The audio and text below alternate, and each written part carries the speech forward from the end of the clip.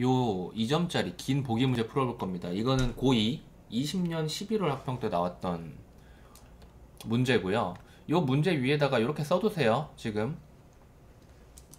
천국이랑 피천국국 사이에 관계입니다. 요거를 헷갈려가지고 머릿속에서 뭐였지 하시면 안 돼요. 그냥 그대로 나와야 되는 거예요.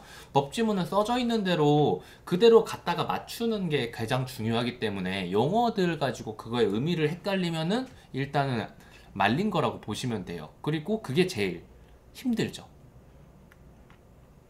법지문 저도 힘들어요. 자, 그래서 범죄인 인도 조약의 일부인데 지금 이 지문 자체가 뭐 범죄인 인도 조약의 이야기를 하고 있는 거죠. 그래서 일단 보시면은 지금 이 4조, 5조, 6조 여기에서 뭐 인도 피청구국이 피청구국에게 인도 청구를 하고 피청구국이 인도를 하는 그 과정 속에서 일어나는 일들에 대해 이야기를 하고 있어요. 4조를 보고 5조를 보고 6조를 보고 판단하라. 이건 이게 2점짜리 보기 문제이기 때문에, 그리고 적절하지 않은 것 찾는 문제이기 때문에 내용일치 성향이 강할 것이다 생각을 하시고 선지를 쓱 보면은 4조, 5조, 6조 그리고 4, 5조, 5, 6조 이야기를 하고 있죠. 보시면은 읽으면서 일단 이것 가지고만 판단할 수 있는 부분들을 확인을 해 볼게요. 피청구국은 자국민을 인도할 의무는 없으나 뭐 재량에 따라 자국민을 인도할 의무를 갖는다. 어쨌든 우리나라 사람이라면은 인도할 의무는 없는 거예요. 하지만 맘대로 일단 생각할 수는 있는 거죠. 인도할지 말지. 그쵸?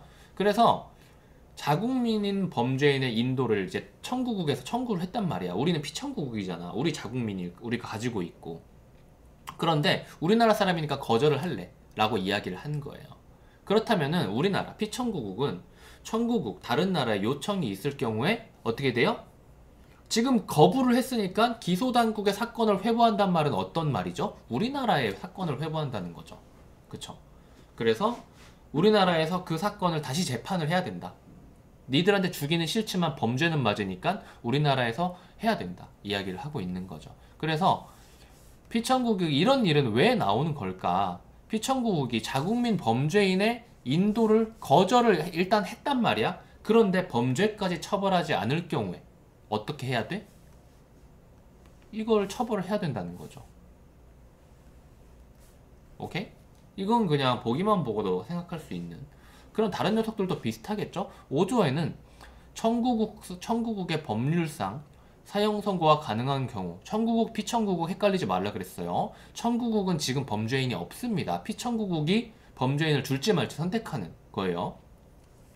법률상 사형 선고가 가능한 경우 여기까지 똑같죠? 피청구국이 청구국에 보증을 할 필요가 있다는 내용이 포함되어 있군. 피청구국은 해당 범죄인의 인도를 거절할 수 있다. 단, 청구국이 사형을 선고하지 않거나 사형 선고를 할 경우에도 집행하지 않는다고 보증하는 경우, 청구국에 보증을 한다 그랬네요. 피청구국이 청구국에 보증을 하는 게 아니죠. 그래서 2번 답하고 끝나는 겁니다.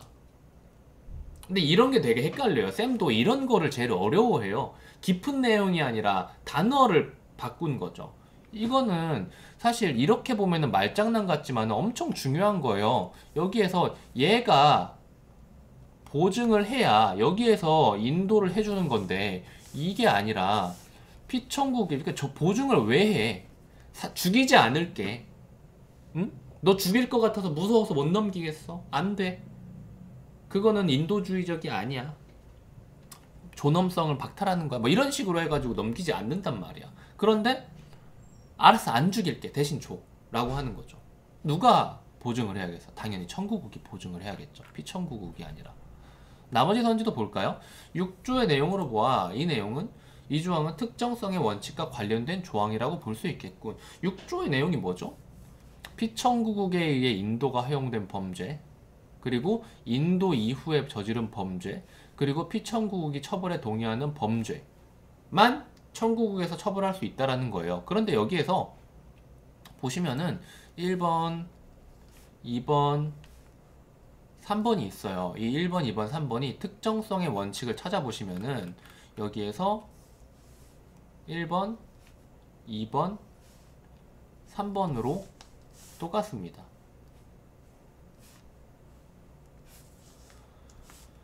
이걸 특정성의 원칙이라고 한다라는 거죠. 단어만 찾고 매칭만 시키시면 돼요. 순서도 똑같습니다. 그런데 여기에서 좀 생각할 수 있는 거는 1번이랑 3번 같은 경우에는 이미 정해져 있는 거죠. 이미 일어난 일.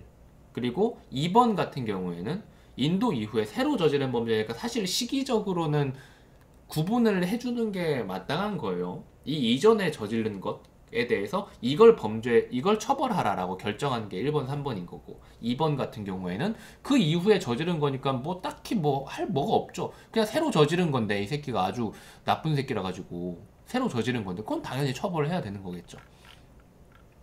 그리고 4번이랑 5번도 볼게요. 4조와 5조는 임의적 인도 거절 사유. 임의적 인도 거절 사유에 이 4조와 5조 내용이 있나 봐봐요. 임의적 인도 거절 사유가 여기 있단 말이에요. 그쵸?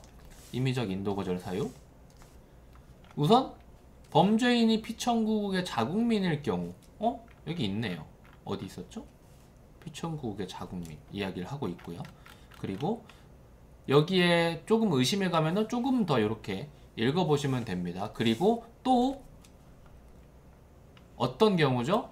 범죄인이 청구국에 인도된 뒤 비인도적인 대우를 받을 것이 예견될 때, 여기만 보고서는 뭔지 모르겠지만 좀만 더 읽어보시면은 같은 이유로라니까 이어지는 거죠. 사형을 폐지한 피청구국의 경우 청구국이 대상 범죄인을 사형에 처하지 않을 것이라는 보증을 하지 않을 경우 인도를 거절한다. 이게 바로 5조에 나오는 거죠. 그렇다면은 사형 안 할게, 안 죽일게, 보증할게 라고 할 경우에는 오케이, 인도해 줄게 라고 하는 거죠. 4번도 그래서 맞는 말이고, 5조와 6조 이 부분 방금 전에 읽었던 내용이고, 요것도 3번 선지 판단하면서 봤던 내용이죠. 이것도 범죄인의 인권보호라는 쪽에 있나요? 이거 특정성의 원칙 보면 범죄인의 인권보호 나와 있고요. 그리고 여기도 범죄인의 인권보호가 나와 있습니다. 그래서 5번 선지도 맞죠. 사실 여기까지 보시면 안 되고요. 여기에서 그대로 피청구국이 왜 보증을 해? 라는 생각을 하시고 체크를 하셨어야 베스트입니다. 여기까지 할게요.